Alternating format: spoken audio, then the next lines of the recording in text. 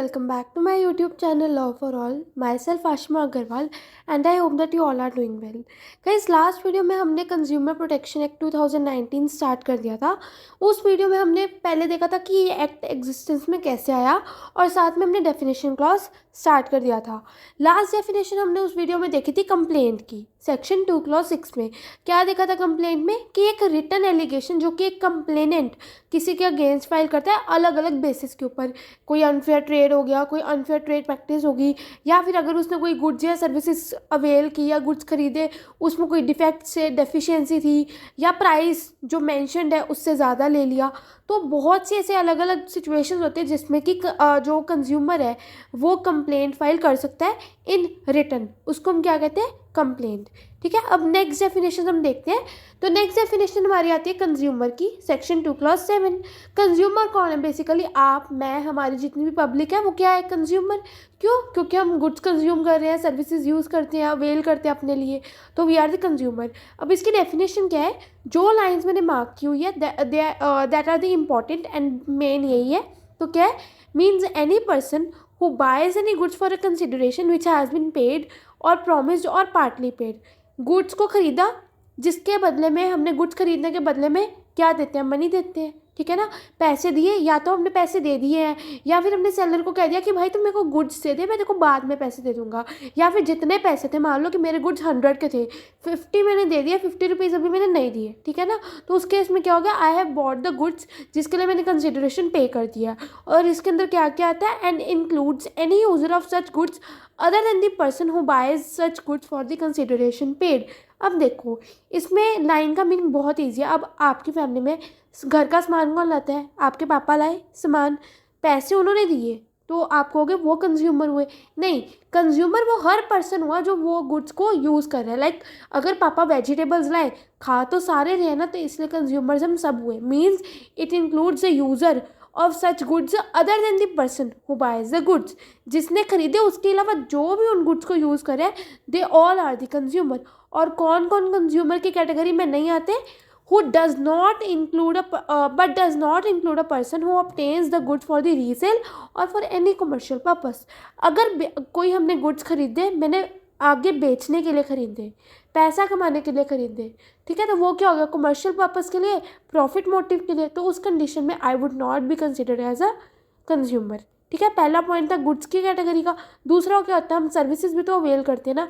Second is hires और avails any of the service for a consideration which has been paid, promised or partly paid.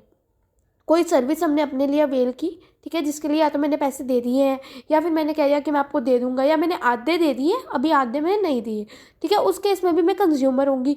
इसमें भी it includes beneficiary of such services other than the person who hires और avails the services for the consideration paid. Same case है, insurance policies होती हैं हमारी। ठीक है, parents अपने बच्चों की भी इंश्योरेंस पॉलिसीज करवाते हैं, हेल्थ वगैरह की करवाते पेरेंट्स हैं, होती बच्चों के नाम पे है। तो आप क्या कहोगे कि भाई पैसे तो पापा ने दिए हैं, तो ही इज़ द कंज्यूमर। तो इसमें हम ये नहीं कहेंगे जिसके नाम पे हुई है, जिसके लिए करवाई है, he is also the consumer. Like हम कंज्यूमर हुए, चाहे हमारी इंश्योरेंस करवा वो रहे हैं, बट कंज्यूमर हम ही हैं।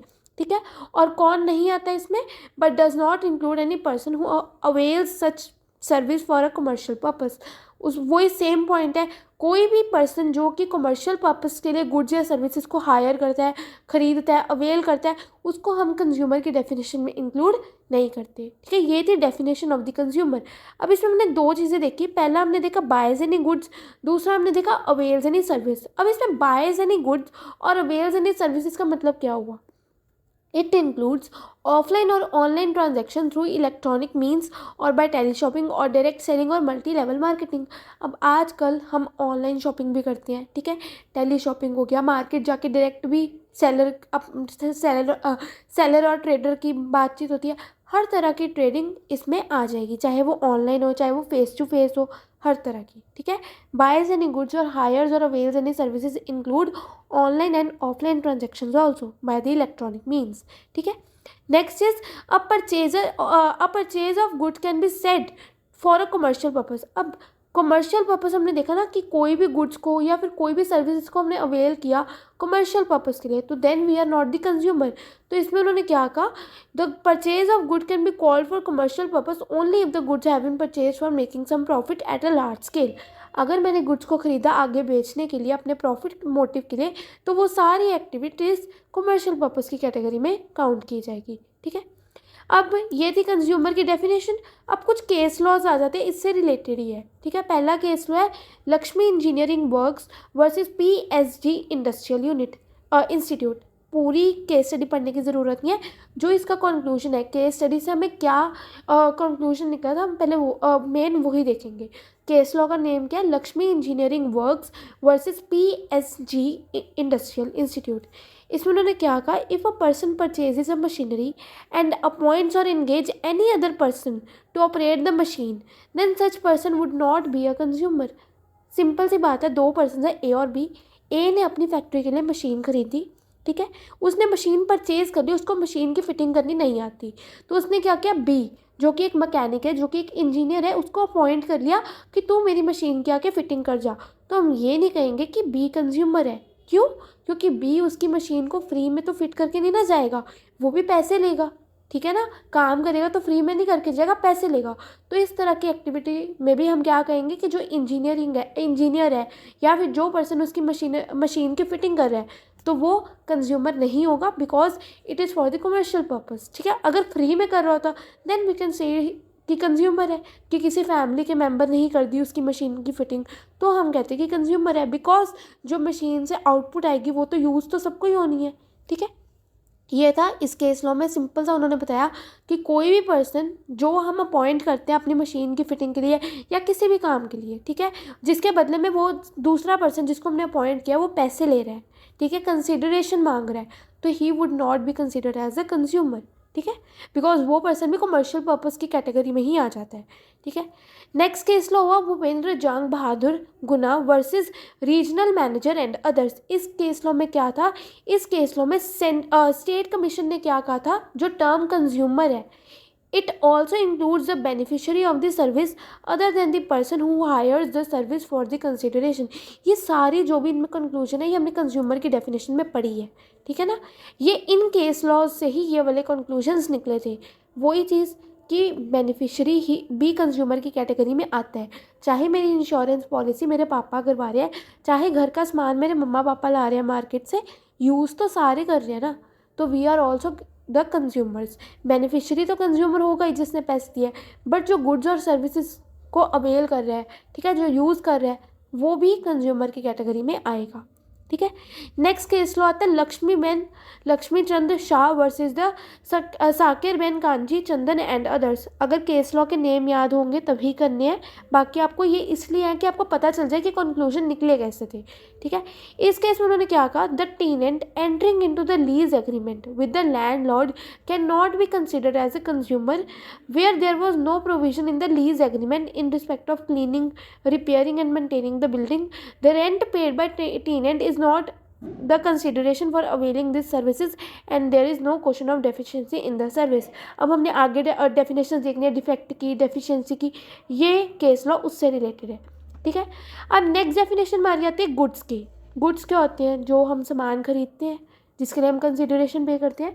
तो इसकी डेफिनेशन कंज्यूमर प्रोटेक्शन एक्ट में नहीं है, इसकी डेफिनेशन हमने सेल्स ऑफ गुड्स एक्ट से ही उठाई हुई है। ठीक है, तो क्या डेफिनेशन है इसकी, सेल्स ऑफ गुड्स एक्ट 1930 में जो सेक्शन 2 क्लॉज 7 है उस एक्ट का, उसके अंदर गुड्स की डेफिनेशन दी हुई है।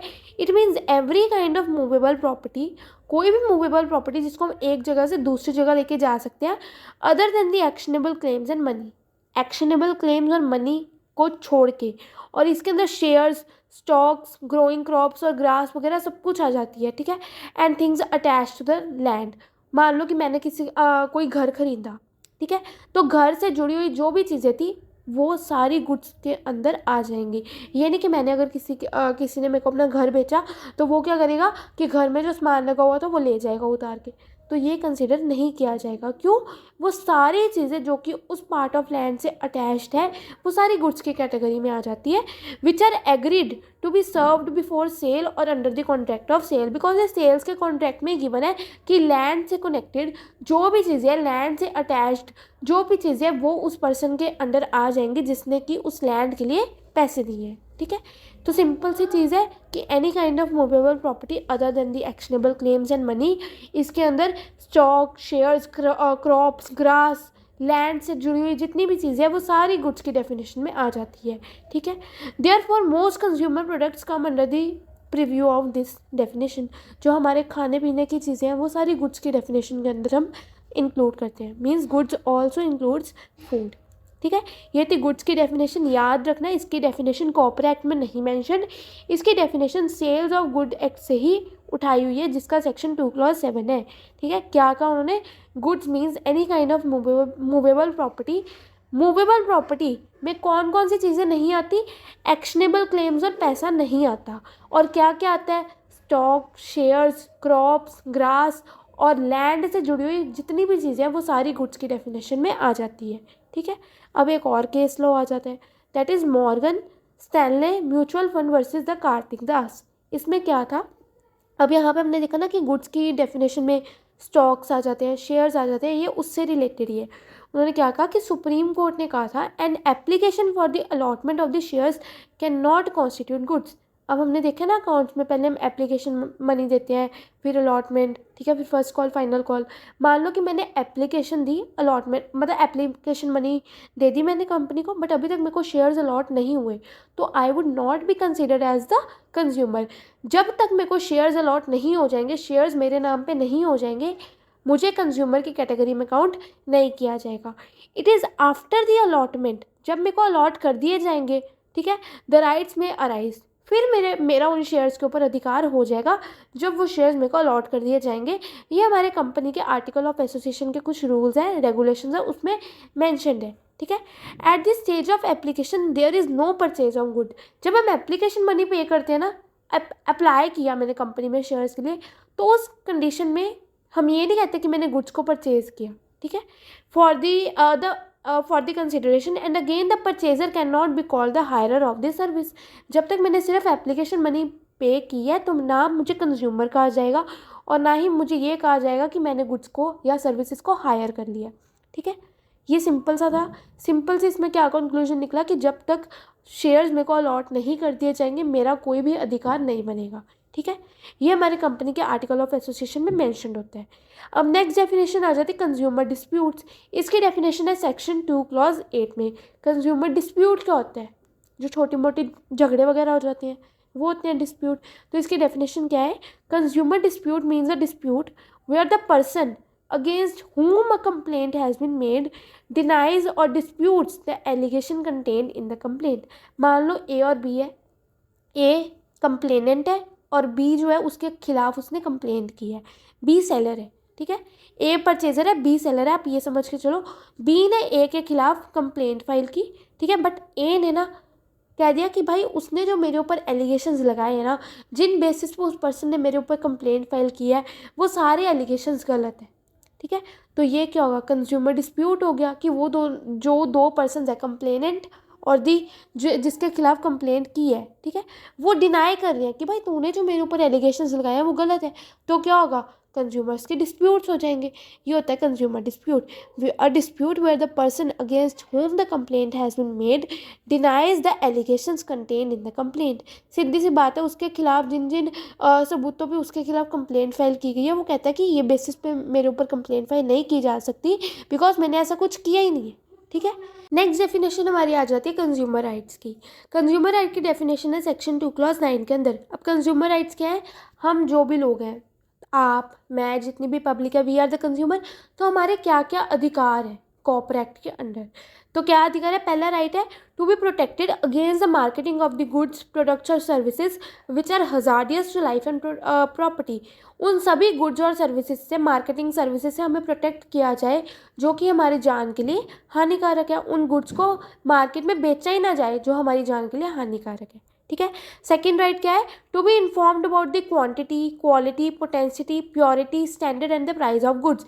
ये हमारा राइट है कि जो हम गुड्स खरीद रहे हैं हमें पता हो कि उसकी क्वालिटी क्या है, क्वांटिटी कितनी है उस गुड्स की, पोटेंसी क्या है, प्योर कितना प्योर है, कितने टाइम बाद वो नहीं रहेगा यूज़ करने जोगा, एक्सपायरी डेट लिखी होती है ना गुड्स की, क्या स्टैंडर्ड है, गुड्स कितने लेवल तक अच्छे हैं, हमारी हेल्थ के लिए सही है कि नहीं, गुड्स का प्राइस क्या है। ये हमारा राइट है कि हमें पता हो हर एक चीज़ के बारे में, ठीक है। And so as to be protect the consumer against the unfair trade practice. क्यों हमें ये राइट दिया गया, ताकि अनफेयर ट्रेड प्रैक्टिस से हमें बचाया जा सके। ये नहीं कि गुड्स का प्राइस कुछ और है बट हमसे लिया डबल जा रहा है, ठीक है ना, तो इसलिए। नेक्स्ट राइट क्या है, to be assured wherever possible access the variety of goods, products और services at the competitive prices. ये हमारा राइट है कि एक ही तरह के गुड्स अगर मार्केट में कितनी सारी कंपनीज होती है, अब हम फेस क्रीम्स यूज़ करते हैं, एक ही फेस क्रीम तो है नहीं, कितनी कंपनीज़ की है, तो उससे क्या होता है, कंपटीशन अराइज होता है।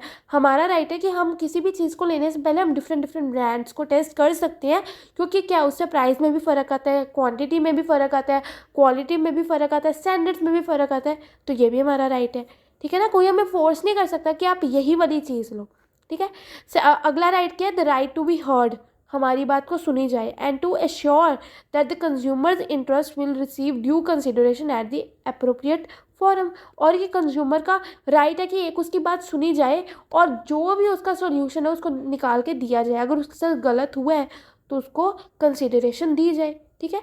नेक्स्ट राइट क्या है, the right to seek redressal against the unfair trade practice. अगर मेरे साथ कोई गलत ट्रेड प्रैक्टिस हो गई है, मैंने ट्रेडर से सामान मंगाया बट उसने मेरे को सामान भेजा बट ख़राब सामान भेज दिया, ठीक है, मेरे साथ गलत ट्रेड प्रैक्टिस कर दी, तो उस केस में it is my right to seek the redressal, मेरी बात सुनी जाए, जो मेरे साथ गलत हुआ है उसका मेरे को जो भी कंपनसेशन वगैरह वो दी जाए, ठीक है। And the last right is right to consumer awareness, consumer भी अवेयर रहे अपने जो वो सामानों को यूज़ कर रहा है, it is his duty, his और हर ड्यूटी, ये हमारी ड्यूटी है कि अगर हम कोई सामान यूज़ करें तो हम उसकी एक्सपायरी डेट चेक करें, उसकी मैन्युफैक्चरिंग डेट चेक करें, हम उसके अंदर जो भी चीज़ें यूज़ की गई है उस प्रोडक्ट को बनाने के लिए हम वो देखें कि उनमें से कोई भी चीज़ हमारे लिए हानिकारक तो नहीं है ना, ठीक है। तो ये थे कंज्यूमर राइट्स। क्या क्या राइट है, पहला है कि right to be protected against the marketing of the goods. Second इसकी हमें क्वांटिटी, क्वालिटी, स्टैंडर्ड के बारे में भी पता रहे ताकि हम हमारे साथ अनफेयर ट्रेड प्रैक्टिसेस ना हो, ठीक है। तो उसके बाद क्या है कि हमारे पास access to variety of the goods होना चाहिए एट द कॉम्पिटिटिव प्राइसेस। फिर है right to be heard, right to seek redressal and right to consumer awareness. ये थे कुछ कंज्यूमर के राइट्स, ठीक है। नेक्स्ट डेफिनेशन आ जाती है डिफेक्ट की। डिफेक्ट की डेफिनेशन है गिवन सेक्शन 2 क्लॉज 10 में। डिफेक्ट क्या होता है, कोई कमी है, कोई फॉल्ट है किसी चीज़ में, वो क्या हो गया, डिफेक्ट हो गया। It means any default, imperfection, short coming, किन किन चीज़ों में, क्वांटिटी में, क्वालिटी में, प्योरिटी में, स्टैंडर्ड में, जो कि कंपलसरी है कि गुड्स में मेंटेन करके रखी जाए। लॉ में ही लिखा गया है कि इन सब चीज़ों में क्वालिटी होनी चाहिए। अब हम जो मेडिसिन ले रहे हैं, अगर मेडिसिन ही ख़राब होंगी तो क्या फ़ायदा है, ठीक है ना। जो हम गुड्स को मार्केट से ले रहे हैं, फेस क्रीम्स ले रहे हैं इतनी सारी, ठीक है ना, जो हमारी हेल्थ के लिए हमें चाहिए है ताकि हमारी स्किन भी सेट रहे, अगर उनमें ही इतनी इम्परफेक्शंस होंगी, उनमें इतनी ज़्यादा कमियाँ होंगी तो फिर क्या फ़ायदा है, ठीक है। अंडर एनी कॉन्ट्रैक्ट एक्सप्रेस और इम्प्लाइड, अब हमने देखा कॉन्ट्रैक्ट हमारे दो तरह के होते हैं, एक्सप्रेस और इम्प्लाइड।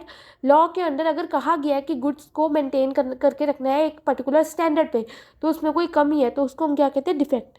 और as is claimed by the trader in any manner, तो इसमें क्या है कि expression defective shall be considered accordingly. Simple है, इसमें कुछ नहीं है। It means any default, imperfection, shortcoming in the quality, quantity, potentiality, purity, standard which is required to be maintained under any law for the time being in force or under any contract whether express or the implied। ये है हमारी defect की definition, ठीक है।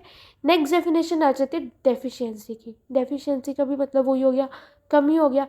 Defect क्या होता है, goods में होता है। डेफिशिएंसी क्या होता है, सर्विसेज के केस में हो जाती है। It means any fault, imperfection, shortcoming, inadequacy in the quality, nature and manner of performance which is required to be maintained by or under any law for the time being in force। बिल्कुल same है। और it in relation to services. Defect जो होता है it is in relation to the goods, जो deficiency है it is in relation to the services. और इसके अंदर क्या क्या चीज़ें होती है, and includes any act of negligence by such person which causes loss और इंजरी ऑफ द कंज्यूमर। इसके अंदर क्या आ जाता है, डेफिशिएंसी में क्या क्या, कोई एक्ट ऑफ नेग्लिजेंस हो गया, हमें इस चीज़ पे ध्यान देना चाहिए था बट हमने नहीं दिया, हमने कहा चलो छोड़ो इतनी सी तो चीज़ है, तो उसमें हमने निगलेक्ट कर दी वो जो कमी थी, बट उस कमी के कारण किसी कंज्यूमर को नुकसान पहुंच गया, तो वो क्या हो गया, एक तरह से हो गया अनफेयर ट्रेड प्रैक्टिस होगी, डेफिशिएंसी के कारण हो गया। और सेकंड के deliberate withholding of the relevant information by such person to the consumer.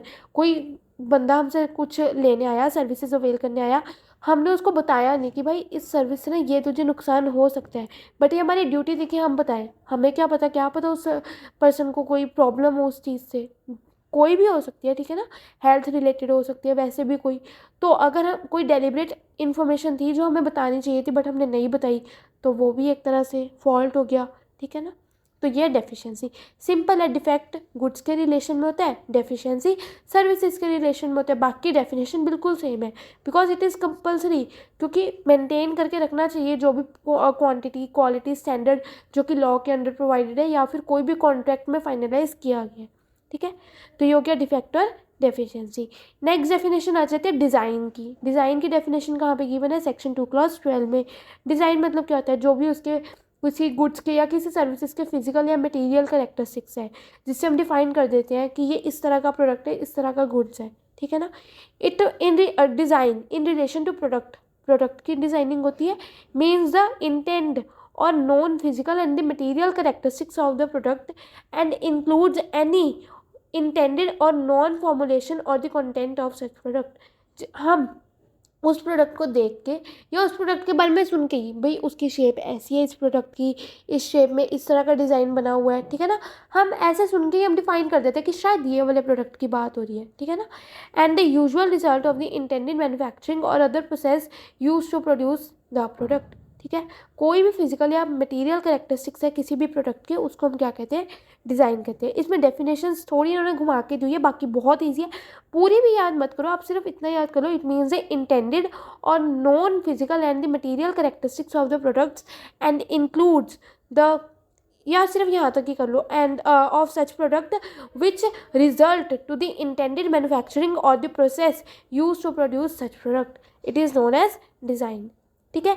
Next definition है डायरेक्ट सेलिंग की। इसकी डेफिनेशन कहाँ पे गिवन है, सेक्शन 2 क्लॉज 13 में। डायरेक्ट सेलिंग मतलब मार्केटिंग करना, डिस्ट्रीब्यूशन करना, सेल करना, गुड्स की या सर्विसेज की प्रोविजन करना through a network of sellers, sellers ही तो बेचते हैं ना, और through a permanent retail location. जैसे मार्केट में जाते हैं, शॉप्स बनी हुई है ना, तो हम क्या करते हैं, बायर्स हैं वो जाते हैं शॉप पे, सामान लेके आ जाते हैं, सेलर्स भी तो डायरेक्टली बेच रहे हैं ना, तो that is known as the direct selling, means marketing, distribution and the sale of the goods or the provision of services through a network of sellers, that is known as the direct selling। और इसके बाद आती है हमारी district commission, section 2 clause 15। District commission क्या है, district consumer dispute redressal commission is known as the district commission, ठीक है। आज हम यहीं तक करेंगे। हमने क्या क्या देखा, हमने कंज्यूमर से डेफिनेशन स्टार्ट की, उसके बाद हमने केस लॉ देखा, पहले लक्ष्मी इंजीनियरिंग वर्क्स वाला, फिर भूपेंद्र जांग वाला, फिर लक्ष्मीचंद शाह वाला, फिर हमने गुड्स की डेफिनेशन देखी जो कि कॉर्पोरेट में नहीं given, it is given in the sales of goods act. फिर हमने देखा एक और case law, that is Morgan Stanley mutual fund versus Kartik Das, जिसमें हमने शेयर्स वाला केस देखा कि जब अलॉट कर दिए जाएंगे हमें शेयर्स, उसके बाद हम कह सकते हैं कि वी आर द कंज्यूमर, जब तक हमने एप्लीकेशन मनी पे किया we are not the consumers, ठीक है। फिर हमने देखी कंज्यूमर डिस्प्यूट की डेफिनेशन, फिर कंज्यूमर के राइट्स देखे हमने, डिफेक्ट क्या होता है, डेफिशिएंसी क्या होता है। डिफेक्ट और डेफिशिएंसी में मेन डिफरेंस क्या है कि डिफेक्ट गुड्स के रिलेशन में होता है, deficiency is in relation to the services. Next definition थी डिज़ाइन की, फिर डायरेक्ट सेलिंग की देखा, और फिर हमने देखा डायरेक्ट कमीशन क्या होता है, it means direct district consumer dispute redressal commission, it is known as a district commission, ठीक है। आज हम यहीं तक करेंगे वरना बहुत ज़्यादा हो जाएगा। ठीक है। इनसे रिलेटेड अगर आपको कोई भी डाउट है, कोई भी क्वेरी है, तो आप कमेंट सेक्शन में भी डाल सकते हैं, and even you can do me DM on my Insta page, जिसका मैं लिंक आपको इसमें डिस्क्रिप्शन बॉक्स में दे दूँगी। ठीक है। इसके अलावा कोई भी डाउट है, कोई भी क्वेरी है, तो आप मेरे से पूछ लेना, and do not forget to like, share and subscribe to my channel for more updates. Thank you.